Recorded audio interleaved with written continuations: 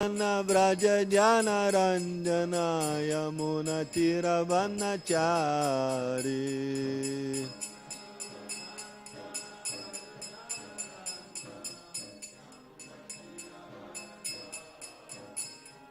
Yashoda Nandana Vraja Jana Ranjana Yamuna Tiravanachari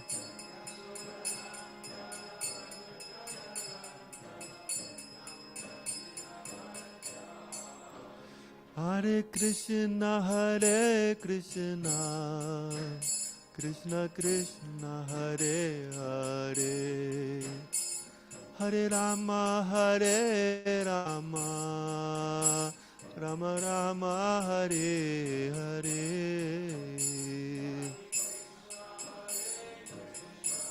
Krishna.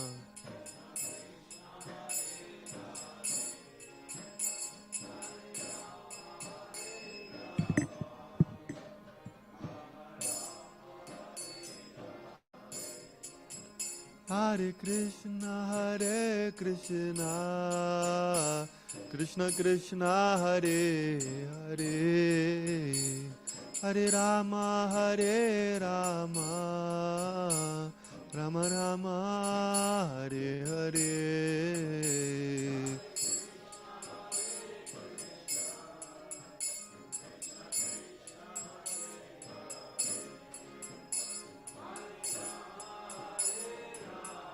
Rama.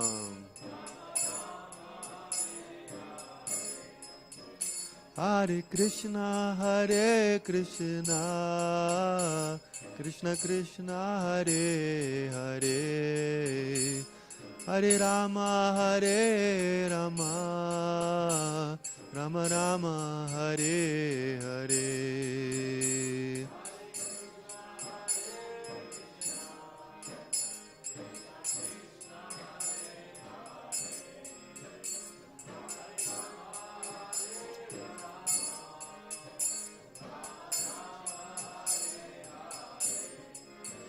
Hare Krishna, Krishna Krishna, Hare Hare, Hare Rama, Rama Rama, Hare Hare. Krishna.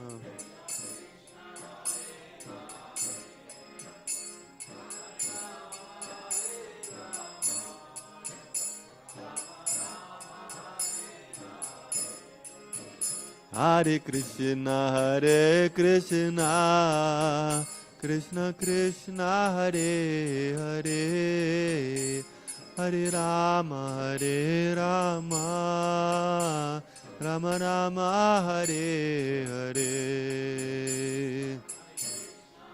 Hare Krishna.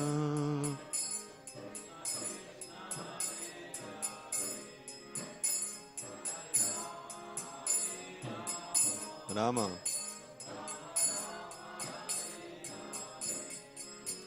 Hare Krishna, Krishna Krishna, Hare Hare, Hare Rama, Rama Rama, Hare Hare.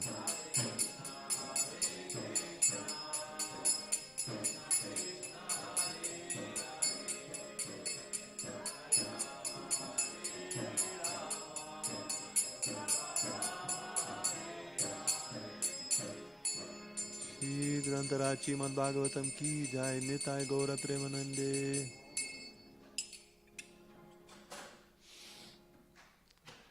Reading from Srila Prabhupada Lilamrita. He built the house in which the whole world can live. This chapter is entitled, Only He Could Lead Them.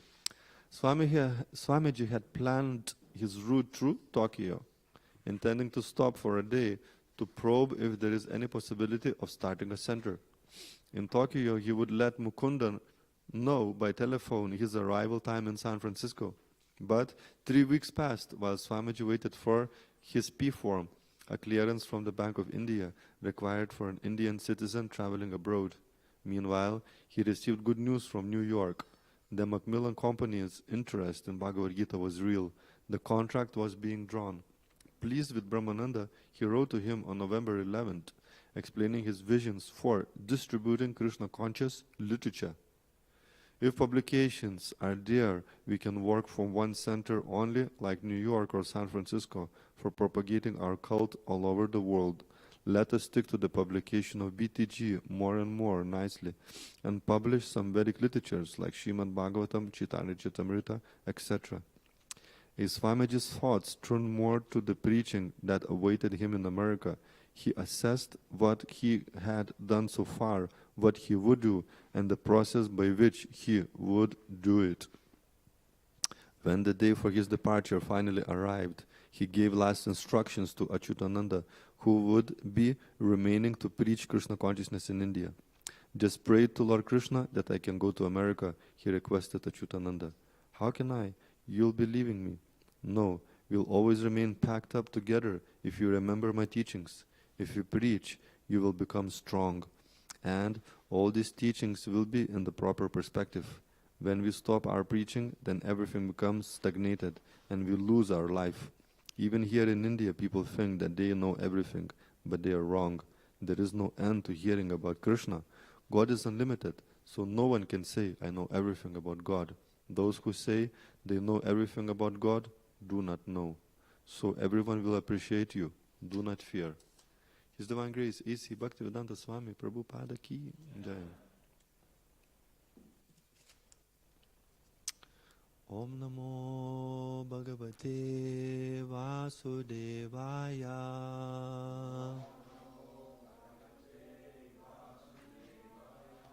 Om Namo Bhagavate Vasudevaya.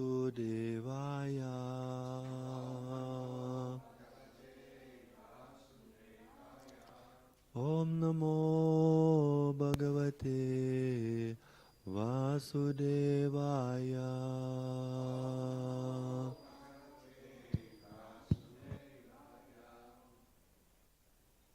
Reading from Grantaraj Srimad Bhagavatam, Canto 6, Chapter 8.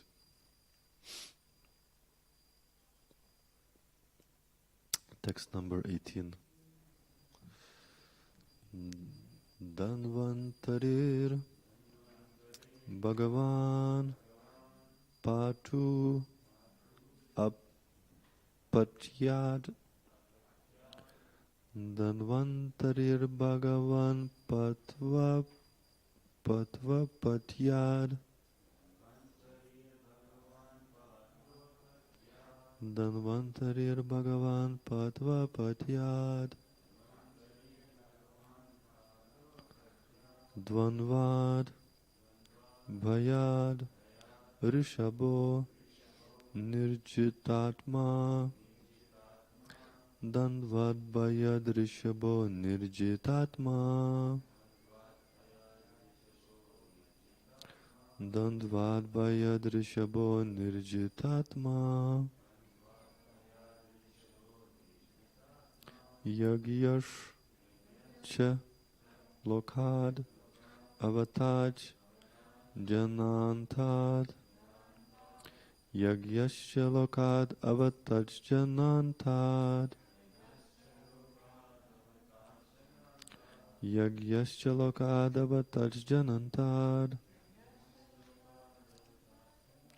Balo Ganat Krodha Vashad Adindra. Baloganat Krodha Vashad Ahindra. Baloganat Krodha Vashad Ahindra. Dhanvantarir Bhagavan Patva Patyad. Dhanvad Bhayad Rishabho Nirjitatma. Yagyasya Lokad Avachaj Janantad. Baloganat Krodha Vashada Hindra.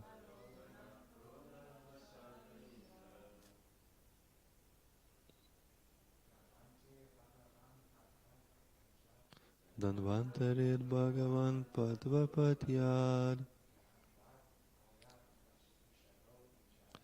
Dandvad Bhayadrishabho Nirjitatma Jigyashalokad Avataj Janantad Baloganat Krodavashad Indra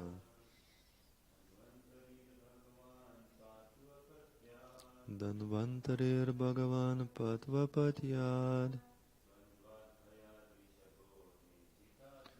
Dvanvad Bhayadrishabho Nirjitatma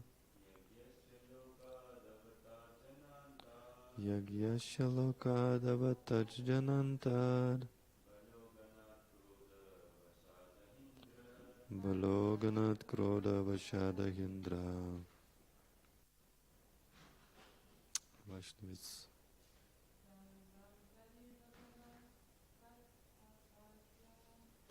Danvantarir Bhagavan Patvapatyad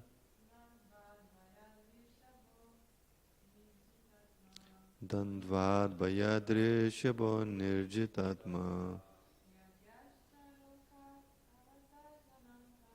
Yagyashalokad Avataj Janantad Baloganat Krodavashada Indra. Dhanvantari, the incarnation, Dhanvantari, the physician. Bhagavan, the Supreme Personality of Godhead. Patu, may he protect me. Apatyad, from things injurious to the health,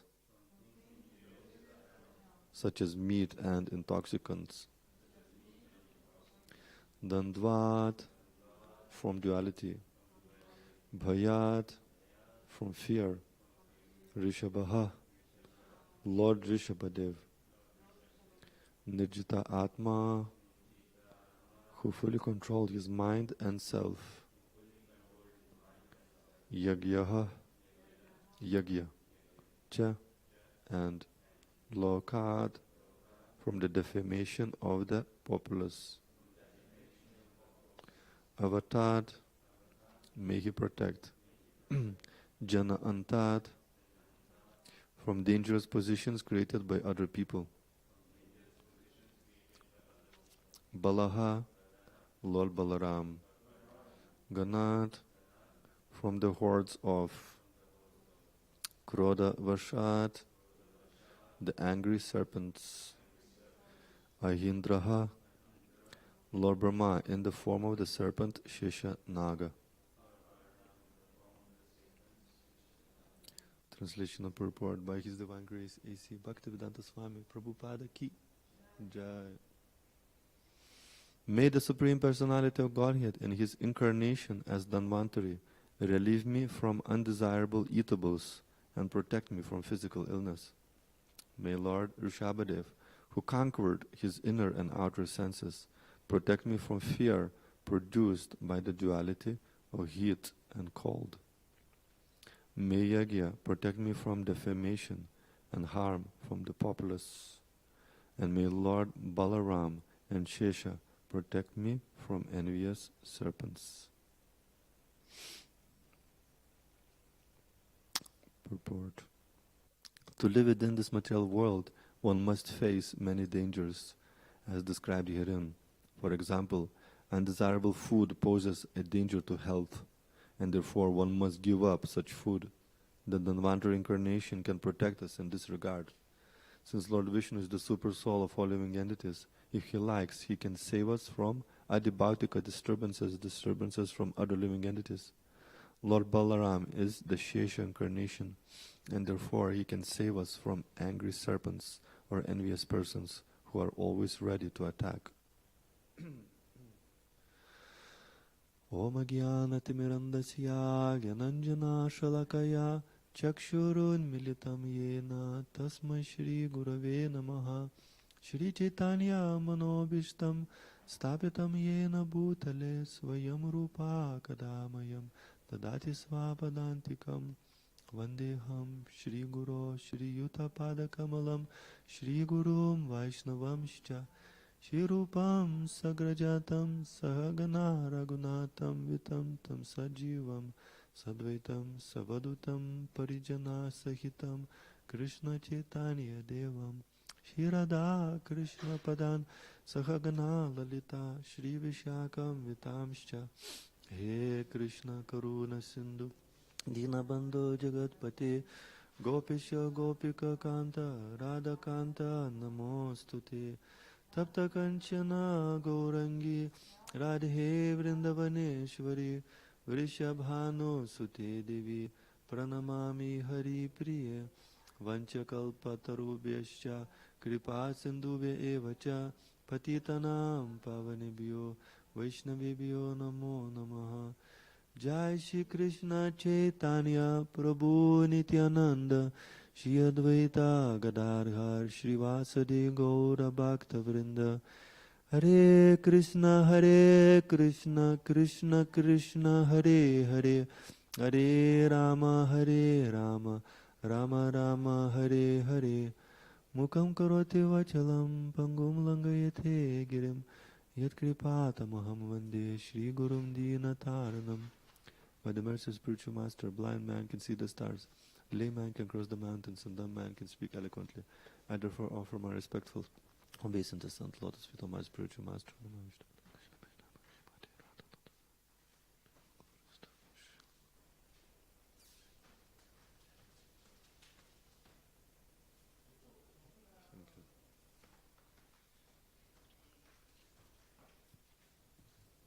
So the translation again. May the Supreme Personality of Godhead in His incarnation as Dhanvantari relieve me from undesirable eatables and protect me from physical illness. May Lord Rishabhadev, who conquered his inner and outer senses, protect me from fear produced by duality of heat and cold. May Yagya protect me from defamation and harm from the populace. And may Lord Balaram as Shesha protect me from envious serpents.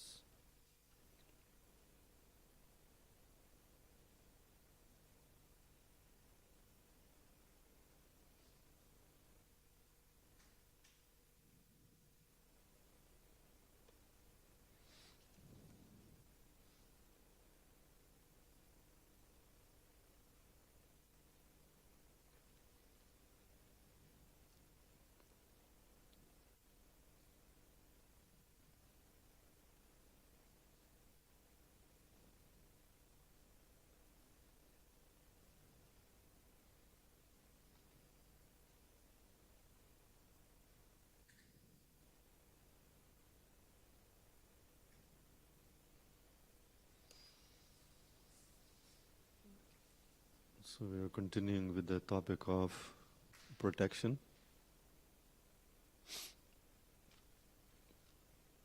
And this chapter specifically explains, Maharaj Parikshit inquired what is the special armor that King Indra used to protect himself and gain the powers to conquer the universe or to maintain, the power of demigods within the universe. So this mantra and called Narayan Kavacha has been given by Brahmana Vishwarup. And there are many different aspects that is asking from protection from all different types of situations. So the concept of protection expands very, very significantly when we come to spiritual life. In the beginning of our life, what protection means, we can see we have children in the community. As soon as there is some danger, then the child runs to parent. In the beginning stages, until I think child is until 2 years old or something, they just practically all the time until the shelter and protection of parents is completely helpless, living entity, so tiny, crying, having hunger, and also sometimes experiencing various types of pain and unfulfilled desires it's very difficult to communicate even with a child, because the only thing that a child knows is to cry. So, like, parents has to be very sensitive to try to understand what is actually causing the trouble. Is it some physical pain? Is it some desire or hunger or some inconvenience? Maybe a child passed the stool and feeling, like, or urine or whatever, feeling inconvenient within that situation. So there's a constant protection from the danger, etc. And then, as soon as the child is starting to grow up a little bit, I just saw this other day, maybe it was during Ratha Yatra, the child started to walk and is starting to test the limits of its independence. That's the kind of nature of this material world. We think that we can leave the shelter of protection, and I am now, is the ego, I guess the ego is growing at that time, and I'm thinking, okay, now I can, I'm becoming like a powerful, and it starts going away a little bit from the mother. Kind of looks back, the mother is there, but it's just stepping into unknown. You can see, children do that. And of course, also, I guess it depends on the character of the child as well. Some of them may not do it, but a lot of them, they would just leave the area of mother's protection and step into unknown to explore one's independence and etc. But then as soon as there is a bit of a danger there, then back to the mom or dad, crying, or like they're trying to walk or fell down or somebody harms them, immediately back to mom. So that's that kind of thing. It remains, remaining under the shelter of parents, under protection, when the living entity feels safe. And it is one of the most fundamental needs and necessities, is that sense of security. Of course, there is according to Vedic literature, there is a difference between the genders as well, the sense of security, how it gets expressed, and the need for it. So it's also important to recognize that. Although in the modern day, they try to ignore this fact. But there is a difference, that if one is able to recognize, then things can go a lot easier in life. So, as one then grows and then reaches teenage years, then the thing that is giving a shelter is no longer valid. Until the teenage years, the parents are considered as a main shelter of protection. And the parents, you put a lot of energy, to protect the child. It's actually, I don't know, it's not my subject matter. I'm not, being a monk, but just from what I read in the literature and from what I heard, there is two extremes. If you're overprotective, to children and don't allow them to express to some extent their freedom and, know the dangers, but actually, navigate between those dangers in material world. If you're overprotective, then, when the children come out in the material world, and get that freedom of action, they may not be so prepared for it, because they haven't experienced much danger, they haven't experienced much difficulty and struggle, and then they think everything should just go very nicely without any problem. And when then the challenges come, they become very, very frustrated. Or sometimes, they get everything what they want, and the parents never refuse a child of those, although, that has to be done to some extent until 5 years old, because the child will just not be able to understand why it is being refused. The intelligence doesn't function. So it's a very, very frustrating experience. So therefore, to a certain degree, not completely 100%, but, first 5 years, there has to be a certain degree of trying to fulfill as much as possible, desires, but not, to the extreme degree, because they also can understand to some extent what's to be done and what's not to be done. But it's not that as soon as there's a fifth birthday, then we're gonna stop things, and until 5:30, everything is allowed. So it's not like that. It's kind of increasing in proportion. When the child is 2 years old, he cannot understand anything. Why you're not allowed to do this and why you're allowed to do this. But at least they can understand. Don't put the hand into the fire, don't put the hand into the fan and etc. Because it hurts. So often that's the only level they can understand. Don't do what hurts and do what doesn't hurt. So and then later on, one can start reasoning more and more and understand, this is to be done and this is not to be done. So that's the important thing into parenting. If allowed absolutely everything to the child, so when they come out in the material world, or sometimes the child puts a tantrum. Have you ever seen the child putting tantrum to get what they want? Have you ever did it yourself? Because it's like it's interesting.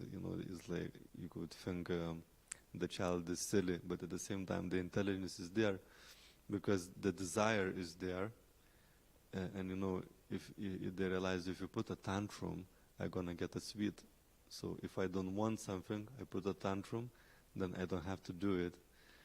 And if I want something, if I cry, if I scream, or I become angry, I get what I want. So it becomes like almost psychological factor.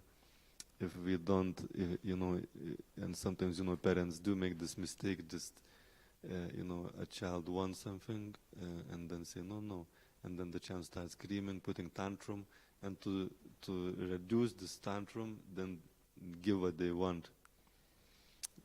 We're speaking more after 5 years old, because then by the time they have certain intelligence now that they can reason with them, they put up tantrum, and if you give what they want at that time, it is actually not helping the child. Of course, sometimes you have to do it, but there are other times that you don't.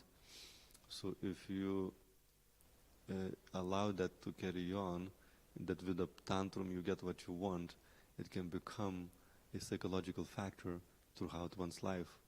That you can see some people try to get what they want by becoming really, really angry, and then it becomes a factor that is not helpful for a person's life, because some people may be able to reciprocate with that, but a lot of people want. It can really, the relationships can really suffer if we in that space.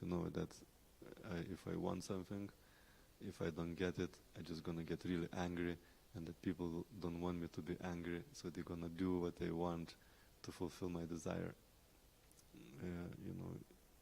It may work in some circumstances, but generally it's not a very nice way to get what you want by, attacking other people with one's anger and emotions and explosions and etc. And the best way is to inspire people to work and cooperate and give them vision. I mean, this the whole science of management, how to inspire people. But usually anger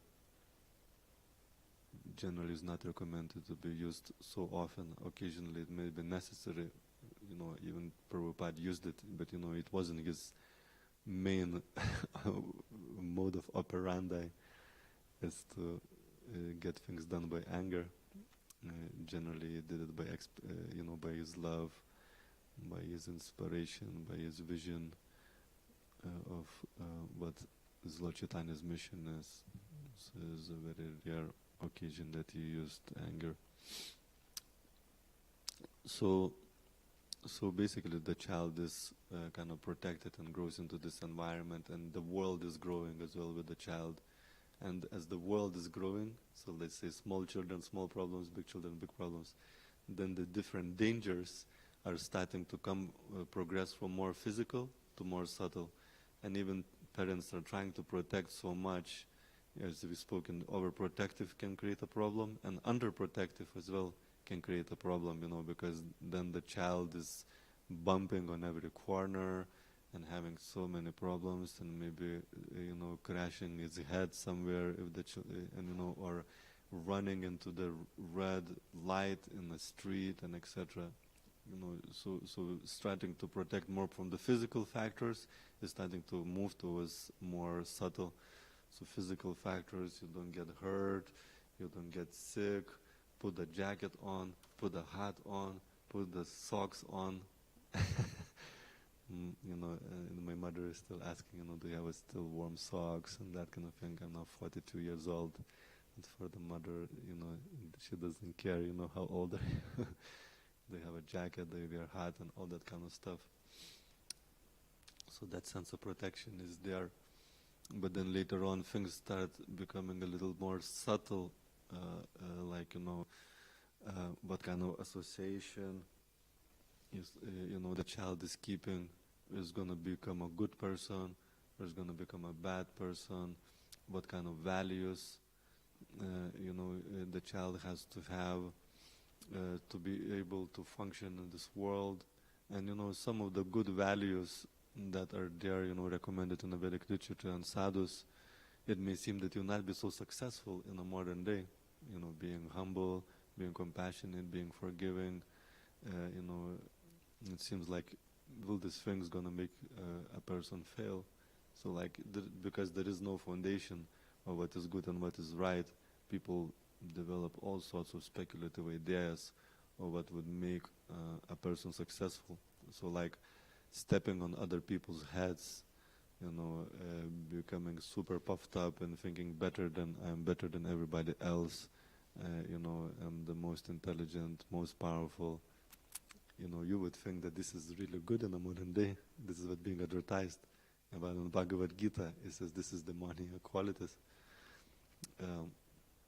Because this is actually, this kind of attitude is completely against the happiness of living entity. Because you're stepping on other people's heads or toes, to get where you want and what you want. You create a lot of bad karma along the way. So there's no question of happiness, if you, like I saw this on the cup, on a mug. I saw this, be careful when you're going up, how you deal with people, because you may have to meet all those people when you're going back down. So if you've been really arrogant and angry to get where you want, some people, when they see that you're going down, some people will be ecstatic and blissful to step on your toes and on your head when you're going back down. So is it really, protection? So you can see that there is like a protection that more, moving from physical more to the emotional platform, how you're going to function, how is going to be your relationships. And if you don't know, the certain values and interactions and the qualities and etc., you can live a really miserable life. And of course, people have no clue nowadays. They get educated how to function in this world in a way which causes misery. Like envy and jealousy and pride is kind of encouraged. Is encouraged to express your envy. Is encouraged to get, on the top by any means, and etc. So it is life of misery, mode of ignorance and passion. If you live in ignorance and passion, the misery is guaranteed. And you think I'm gonna get like a resolve. I can protect myself.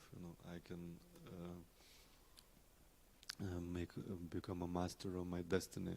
And you can see it's just in a longer term. In a short term, you can get somewhere, but in a longer term, it just doesn't work. And also, no matter how much parents are trying to protect, you can see there is so many dangers. And that's why, sometimes for teenagers, it's a very, very hard time, because you lived until the shelter of protection and everything seemed to be fine. The mother and father has been protecting like anything. And then you enter the bigger world, and you can see there is relationship problems. You can see I don't get what I want. it can be quite a massive crisis for a young person, when they enter this world from overprotective situation and start to face the reality of material world. I may not look the way I would like to look. All that kind of pressure. Will it be accepted if I look in a certain way, or I have a certain physical characteristics, all this kind of thing. The people start to realize and face, and they become very. So they realize that they kind of feel unprotected and unsafe. Because they realize, the parents, they cannot actually, no matter how much they try to facilitate things, like parents as well try to educate a child, let them get the best education and they will be fine. Because if you get a lot of money, then they can protect themselves. That's another illusion. Let's have lots of money so you'll be fine, there will be no problem. And the reality shows that it's not the case. And for the parents themselves and for the children and everybody in between, that it doesn't give you that protection. No matter how much money you have, you can see the people with the most money, they have the biggest fences. Have you noticed that? I think, okay, these people are the most safe, but actually the more you have, the more people are there who want to take away from you. The more people are there who are envious of you. So how much you can protect. So the reality that is kind of slowly but carefully is breaking into our brain of this living entity who is trying to be safe in this material world is that we are completely helpless here. That is the reality that, surely, slowly but surely and clearly that we have to come to understand. And that's what is the material nature is telling us. That's what the karmic reactions are telling to us. That's all the troubles in the relationships, and that we at any step there is a danger. That's Radhanath Swami has started his lecture from this when we went to Bhaktivedanta Manor. That is actually the message of Srimad Bhagavatam. This is the message of the saintly people, Guru, Sadhu and Shastra, that the reality of our situation here, that we have no shelter. On a material platform, whether physically, whether emotionally, there is a danger at every step. Things will go wrong. Physically, things will go wrong. Emotionally, there will be even tests, many tests in the spiritual life. We have no shelter on the physical platform. And of course, it's not that we just pure devotee. Of course, he neglects and completely is dependent on the Lord, particularly on the physical and emotional platform. And of course, it's not that we should imitate that. We should put a hat on when we are going out, especially in the sweater is getting cold, and put a jacket and etc. And we all should protect, children, and also if we are in a kind of managerial position or in a position of friendship, we should give emotional support and etc. But we should know that ultimately, these people or situations, they cannot give us ultimate protection, and cannot us protect from death, and cannot protect us from some karmic situation that may be waiting around the corner. Karma can throw at us some unbelievable things that we are not maybe ready. So therefore, the only shelter for us is in ultimate sense. Because in a relative sense, there is a shelter that we may need to explore and be conscious of. But in ultimate sense, our only shelter is Krishna, the Supreme Personality of Godhead, and in this age manifesting in the holy name of the Lord. That is our only shelter. So whenever we are going through the good times, whenever things are going well in our life, we shouldn't think that this is just going to last forever. We should use this time to become stronger. So just like, a person is working on muscles and etc., because waiting for another battle, another danger coming up, whether you're black belt or whatever, you're increasing your capacity. You're not there to attack, necessarily, unless you're like, this is your profession, but you're there to increase your capacity to become strong. And then if we become spiritually strong, if our sadhana is strong, if our connection with Krishna is strong, if our faith in Krishna's protection is strong, and this is what we are gravitating from, conditional life, the parents can protect me, the friends can protect me, the big bank account can protect me. We are navigating to the ultimate reality, that these things won't give me ultimate protection, and ultimately it won't protect me from death. And the life is in preparation from this ultimate exam. For this ultimate exam, when we're gonna leave this body, and nothing and no one can protect us from leaving the body. Shikodanitai Maya Pusha Shiki Jai.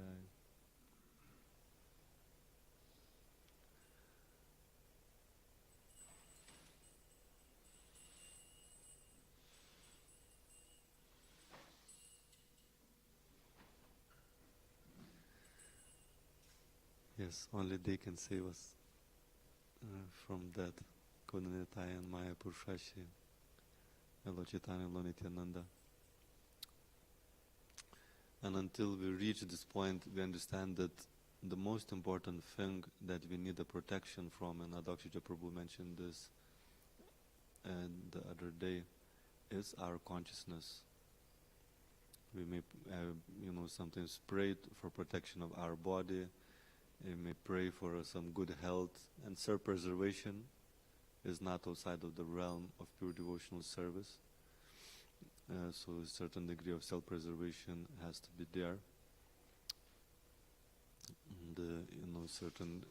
Our lifestyle, to live a healthy lifestyle, so we can render a lifetime of devotional service. That is also completely fine. And our relationships are very significant, and in fact it's crucial. So to address certain emotional needs, but in a ultimate sense, those relationships are there to protect our consciousness, and that is the most important thing, is how to maintain our Krishna consciousness. And when pure devotees are given a chance to ask for benediction from the Lord, they're not praying. Of course, we're hearing here many things: protect me from this side, protect me from another side, protect me from envious people, and so many things. As our spiritual life progresses, the things that we want to be protected from navigates more from physical, from gross, up to more and more subtle, starting from physical body, and then reaching to protect one's consciousness. And when pure devotees are praying, we can hear in Srimad Bhagavatam and Chaitanya Charitamrita, the most important thing that they are praying to be protected from is to forget Krishna. Because that's the greatest danger, that's the greatest loss in material world and in spiritual world, is to forget Krishna. Because if you forget Krishna in spiritual world, then you end up here. For whatever reason, way or form or shape that happens is another question. But forgetfulness of Krishna means this material world, and forgetfulness of Krishna means repeated birth and death, and repeated birth and death means so much trouble, so much misery, so much struggle. And remembrance of Krishna means eternal life, because if you remember Krishna at the time of death, you're going to back to spiritual world, and in that existence, you always remember Krishna, you never forget him. That is the greatest happiness, and that is a complete freedom from danger. And you can see in the Goloka Vrindavan, any trouble, any problem, devotees immediately run to Krishna, whether physically or whether in a prayer, that are in a mind, they take shelter Krishna always, no matter what happens. And this is what we have to realize. This whole Krishna conscious process is for us to come to the understanding, I am completely helpless in this material world, and there is no other shelter than Krishna, and therefore I need to rely on Krishna in every moment, and learn to rely on Krishna in every moment, and learn to take shelter. So when the problems come, when the difficulties come, or before they come, we are already practicing to remember Krishna. So when they come, we just naturally, immediately, instead of, like Dhirashanta Maharaj was saying the other day, when they're skidding on the ice, one devotee that he was with him was screaming, Krishna, save us! But he was trying to navigate. The car was going like this, and he's going with the wheel like this, trying to stop the car from going like this. But what saved, and when the whole situation gets finished, what saved them wasn't that he was doing like this. Is that scream of Krishna. That what actually saved us, because the car has landed back on the wheels, and when the tractor gets pulled them out of the ditch, it was still working, and they just driven further. They just driven away.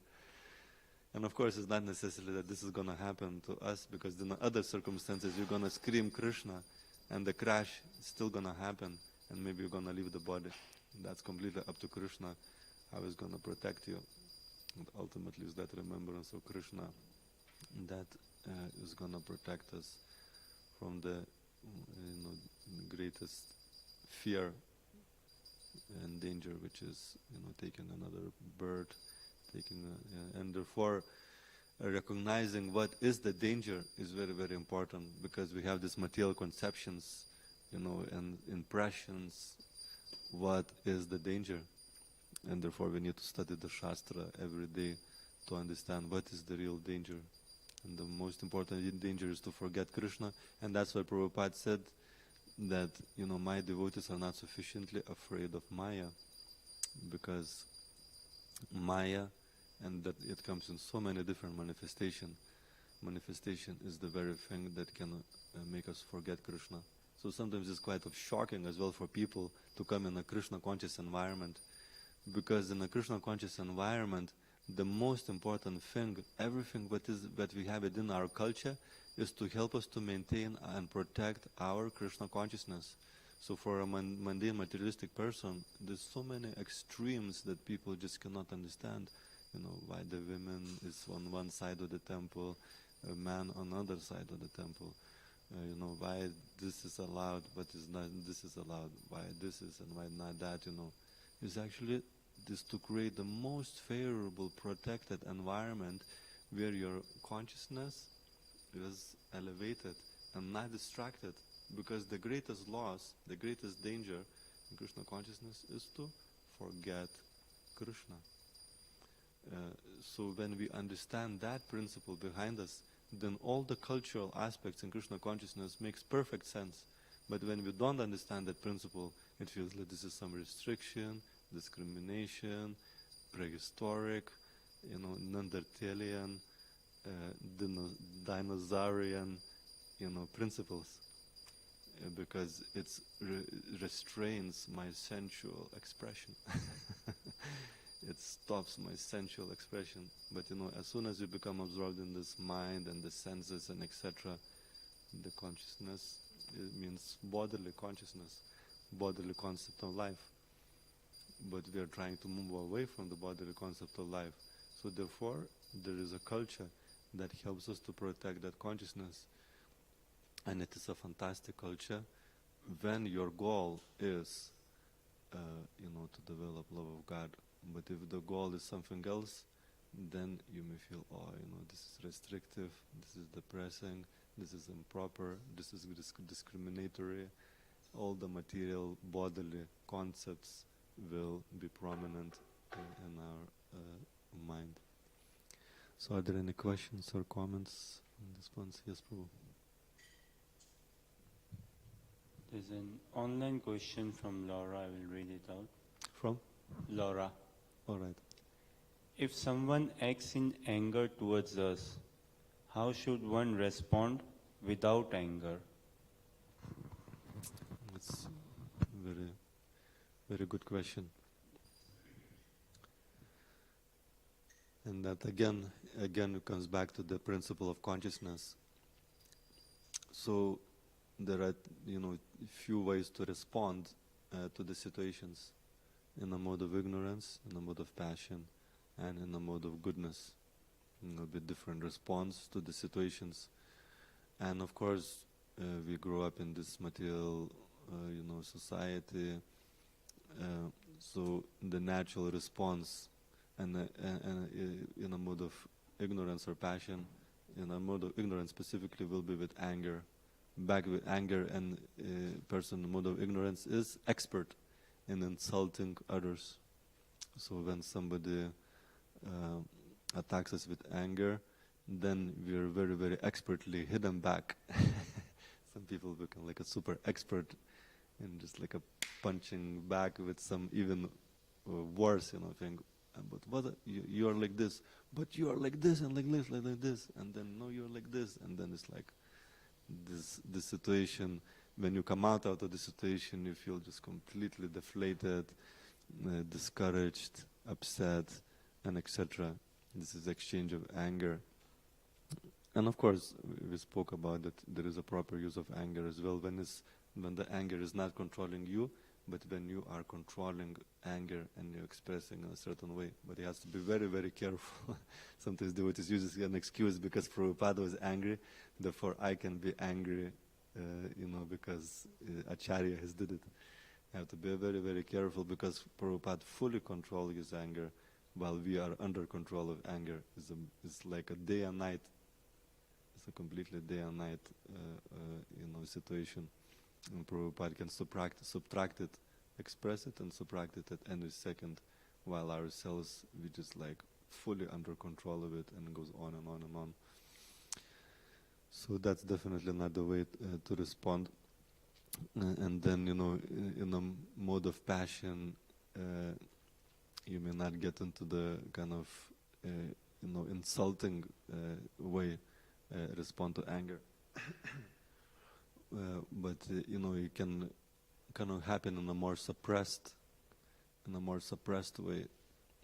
You may not hit it back, but like a person becomes an enemy.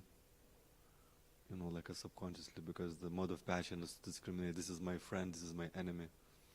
So you just put this person, you may not like smash them, but like subconsciously, this is our enemy. We keep a distance from the person. Is no longer a friend, or we do some things behind their back, and etc. So this is kind of more mode of passion. Mode of goodness is actually forgiveness. That proactive. So from being reactive, we progress to being proactive. And mode of goodness, we cultivate mode of goodness. That means we start getting control over the situation and our response. Like animal, if you hit it, it kicks you back. If it's like tiger, or attacks you back, or if you kick some, so it's like a reactional response, completely helpless. It's just gonna react in a certain way. So sometimes people think just by hitting back with the strong words, I am responding and I am strong actually, but no, you're just completely helpless in that situation. You just responded completely without thinking, completely without controlling yourself. It's a completely helpless situation. So progressing into being proactive means you don't hit back straight away. So the mind is reacting, the mind is upset, the mind is telling so many horrible things, but you don't express it. Because verbally attack a devotee, is going to be very detrimental to Krishna consciousness. To do that, so at least you learn not to express it, and also you learn not to go to publish on Facebook, not to put into WhatsApp or on social media. So you don't express to the person, and you don't express behind the back of that person, how horrible this person is. But you actually have a person, a mentor, with whom you speak. This is what happened. This person what said. This is how I felt. How to deal with this, how to see it in a Krishna conscious way. So by studying Shastra, by speaking with a saintly person, it helps us to change the perspective of what had actually happened there, and helps us to find a better way to processing and digesting. Our digestion power, Agni, is very low in Kali Yuga. Not speaking, Agni is, speaking about Dhanvantari. Agni is how you process the food, but also how you digest your emotions as well. Is very, very low. So often we have to process it with the digestive aid of sadhu sangha, not just process it on our own mind. It usually just gets stuck and goes round and round and round in the circles. We need a digestive aid of sadhu sangha, shastra, and guru to process a lot of stuff that is going on in our life. So having a mirror, pressing the pause button, not exploding, forgiving to that person. And, you may think that, they acted in abusive way. I mean, this is another thing. There is a stories where, we can, show a teeth to protect ourselves from abusive person. So that's also there, I mean, there's many aspects to this. But generally, in a mode of goodness, we try to cultivate forgiveness. We try to, and you can see, it has a lot of more effect. You think, I'm going to get back just by screaming back. But if you forgive a person, if you take a humble role, the anger goes down of another person, they become pacified, and then you start interacting on a very nice and normal level. And the whole thing, instead of escalating more and more and more, is just suppressed more and more and more by the mode of goodness approach. So anyway, that's just some thoughts. Yes, Prabhu. There is one method, practical method, trying to focus on the subject. There is two parts: emotion, anger of this person, and the fact. And you can try. This is meditation. When you speak, you become awareness, and you try to skip the emotions, like a wind, and to focus on the fact. I try to do this, and when sometimes when I good in this, it's very good results, because I'm also very emotional. No, my anger is too quick. It's to come quick. But when I can do this, to focus on this subject, it's fantastic results, because person come down, because you skip his emotions and just fact. This is seniors devotee do this. Devotee do this. I always. So we can just try to meditate on this, to skip emotions and to focus on subject, fact, and to speak about fact, but not about emotions. Nice. Yeah, this is a fantastic way, because often, when people are emotionally disturbed, and some people are more emotional than others, and when the emotions overwhelm you, people can say lots of horrible things. But they may be expressing in the lower modes of what is their need. So there's a certain need, as you said, a fact or a need that they need to be fulfilled and is not being addressed. So instead of expressing in a very nice way, my dear most Prabhu, my dear most Mataji, I have this need, and you are actually not fulfilling it. So instead of doing that, and expressing that need, we're just going, screaming and etc. So the other person is able to tolerate this instead of being disturbed and etc. You just try to focus on a fact, on what is actually the actual need of a person, and trying to help them with that need, whether the sense of security has been disturbed, or sense of some status. And, there is actually Bhakti Tirtha Swami. He gives a big list of people's reactions and the feelings and what is the need behind of that emotion. And if you're able to address that emotion, you can forgive a person straight away, or whatever they said. They just express their need. Actually, it helps so much because it's not possible just you have a complete situation when everything is just fantastic, People will have a negative emotions. But instead of being disturbed and offended by somebody's negative emotion, if you start focus, as Karuna Chandra very kindly helped us to understand, we focus on the facts and needs of the person, then it can help to have a lot of nicer relationships. Sorry, it was a very long answer. But I think we need to stop now. And unless you have some very, very urgent question, then maybe you can speak after the class. Is that alright? Jai Srila Prabhupada ki Jai, Grantaraj Srimad Bhagavatam ki Jai, Nitai Gaura Premanande, His Grace Raghunatha Bhatta Prabhu ki Gaura Bhakta Vrinda ki Jai. Jai.